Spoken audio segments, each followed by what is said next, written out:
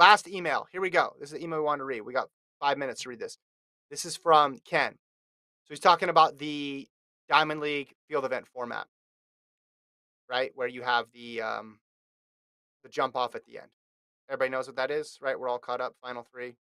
Yeah, So basically through 5 rounds, they take the final three, and then the sixth round, whoever has the best jump in the sixth round is actually your winner.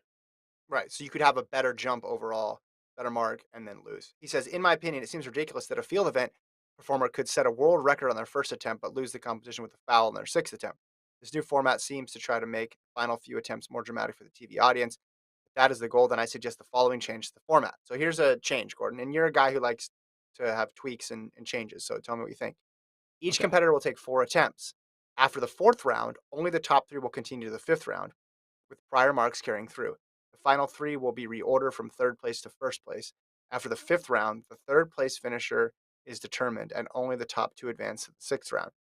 If the placements haven't changed, they're reordered with second place going first in the sixth round. If the second place competitor doesn't surpass the first place competitor, the event is over. If second place moves into the first position after the final attempt, the former first gets one last attempt to capture the event. If the second place athlete doesn't surpass the first place holder on the last attempt, the winner can pass or take one last attempt.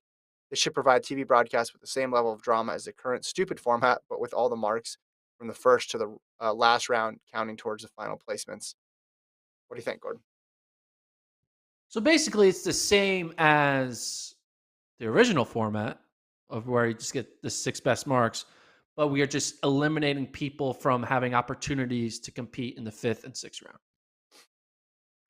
Right, because he's saying if you want to build up the drama, reorder it that way. Reorder it so then they have fewer people. But the I thing is guess here is that if you have a really good jump at the first round, you you still just win. pass because you know no one's going to pass you, Yeah, and there's no yeah. drama. Is that the goal of this? Is to prevent passing in this to ensure that the best people jump in the last round? Is that it? No, I think that they want. I mean, what people What want problem are is they they trying to want the person solve? with the they want the person with the best mark to win. That's the whole thing, right? That's what it comes down to. No, no, no. World. I'm saying, what does World Athletics want? Because they clearly don't want that because they're having people win who don't have the best World mark. Athletics want doesn't like it when you see a guaranteed winner like doing like not having to try because they Yeah, know there was no like risk in them losing. You know they don't like seeing blowouts in jumps where like mm. there's no need to like they don't like when like Ryan Krauser can throw 23 meters in the first round and then basically we know why are we having this competition now because we know no one else is going to throw 23 meters. I think they also Game's over. like. I think they also like being able to cut to the long jump for 2 minutes and show that last jump off, and that's it, Yeah. right? And then theoretically, you don't need to see anything before that because nothing matters before that. All you Yeah. need to see is last jump. It's just tough when there's like fouls are such a prevalent part of jumping, and the whole idea is okay. You get a lot of attempts, you just got to get one clean, and then you go down to one attempt, and the chance of fouling are pretty high, or just having a bad jump at that point. I told I you don't know my how you do. idea. Remind us one Turn more the time. turn the long jump Oh yeah, yeah. and the triple jump into the way you and the shot put for that matter into the way you do the high jump and pole vault. You just have a mark, you got to jump over it, and you move on to the next round. And you But have what to if you keep foul? jumping. You have two attempts to jump over the mark. Okay. I suppose you jump pretty safe on the early jumps. 'Cause you get over it Yeah, pretty you easy. like save it. You're like getting your steps down the first few jumps, but like, but you still record what they jump. If they jump like a meter, if they jump a foot Yeah. over the line, you still record it for record purposes. But for you know, I think you could, if you're going to do this elimination thing, just do it from the beginning.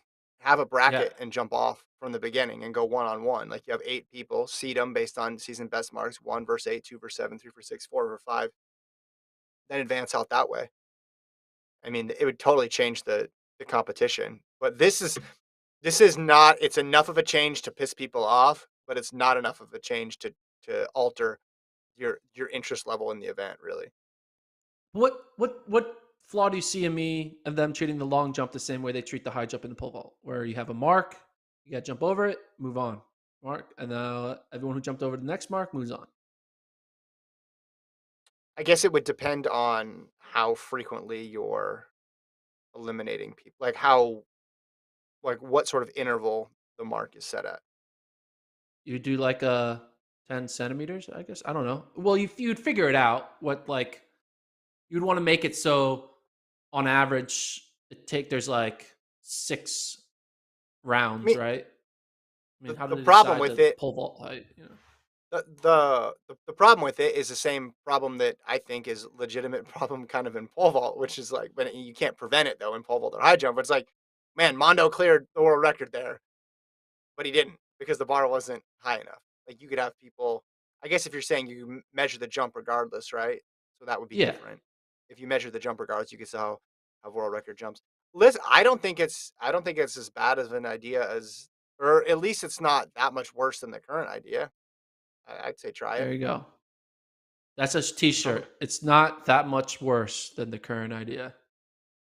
It's a Hey, T-shirt. that applies to a lot of things in my life right now, Jordan. I'm all for that. Yeah, I guess I'd need to see it like in practice. It'd be fun. You know how in the NBA they experiment with things in the G League and then try them out in the big league. It would be fun if there was a second or third tier circuit or something where they could try some of this stuff. I guess there that does exist in track. It would just be fun to see it in a lower stakes competition first before they throw it like right into the Diamond League. Because then once they do it in the Diamond League, everyone's like, I got this problem, I got that problem, I got this problem. Like if you do it in a lower stakes competition, you can see how it actually plays out and address some of the issues that come up. Like, oh, this is a flaw in the system, or we would need to make this correction. You don't want to do that when it's at the biggest stage. You want to do all that stuff when there's not as much attention on it and the stakes aren't as high. So I know like the jumpers are upset about this, Yeah. but the jumper who was in third place going into the sixth round and Who then won? won There's and never a got the story best about mark. them. Do you Yeah. think that person's upset? They're like, oh yeah, I'm upset. I won this $10,000. Sorry, They're take it like, back. no, the sanctity of the jumps. I could never. I think they would be. Everybody's happy when they win. Everybody's happy when Yeah. they win. So yeah, I don't think I don't think that they because I think they've gotten used to doing it a certain way all those years, and I think they aren't that comfortable with it either. And it to them it probably feels a bit random. They'll still take the 10 grand and be like, oh well, today it was great, but long term, let's change it. Like and subscribe. Yeah, Follow the NCAA Cross Country Show on Tuesdays every week. Kevin's going to yeah. start putting up some more content on YouTube as well. We're going to fill It's a rumor. your track and field, cross country, road running needs throughout the rest of the year as we get ready Hmm. for the road to Hayward, right? That's a new slogan. It was the road to Tokyo. Hmm. Now it's the road to Hayward. We're starting that road. Hmm. So Some people are saying. that's Some what some people are people are saying saying. that. Thanks to Colt. Thanks to Travis. Berlin Marathon on Sunday. We'll be back Friday with another edition of the FloTrack podcast.